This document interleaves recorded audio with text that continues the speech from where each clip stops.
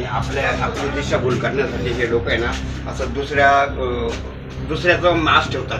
म्हणजे कोणी असे गोरक्षक किंवा आपल्यावर कारवाई करायला आले त्या लोकांना दाखवायचं काय बघायचं.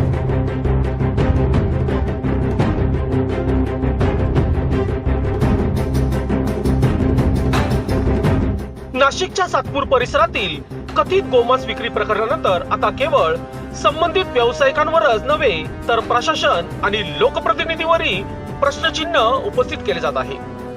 सातपूर मनपा विभागीय कार्यालय अवघ्या काही अंतरावर असताना इतक्या वर्षापासून हा व्यवसाय सुरू असल्याची चर्चा असताना संबंधित अधिकाऱ्याच्या लक्षात हा प्रकार का आला नाही असा सवाल नागरिकांकडून उपस्थित केला जात आहे. जर हा व्यवसाय खरोखरच 30-40 वर्षापासून सुरू असल्याचे म्हटले जात असेल तर स्थानिक नागरिक, व्यापारी संघटना किंवा परिसरातील जबाबदार व्यक्तींना याची कल्पना नव्हती का, हाही मुद्दा चर्चेत आहे.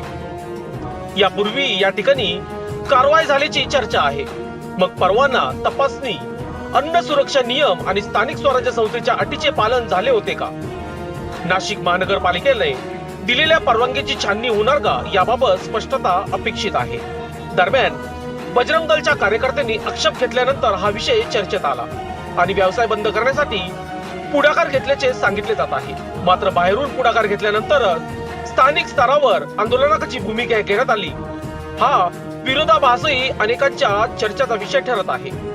मुख्य म्हणजे प्रभाग क्रमांक 11 मधून भारतीय जनता पक्षाचे 4ही नगरसेवक निवडून आले आहेत. त्यापैकी 3 नगरसेवक, नगरसेविका सातपूर गावातील स्थानिक असल्याचे सांगितले जात आहे.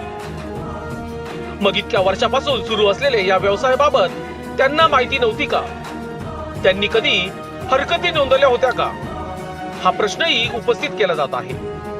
या संपूर्ण प्रकरणात आरोप प्रत्यारोपापेक्षा अधिकृत तपास, परवानगीची पडताळणी, प्रयोगशाळा अहवाल आणि कायदेशीर कारवाई यावरच अंतिम सत्य अवलंबून राहणार आहे.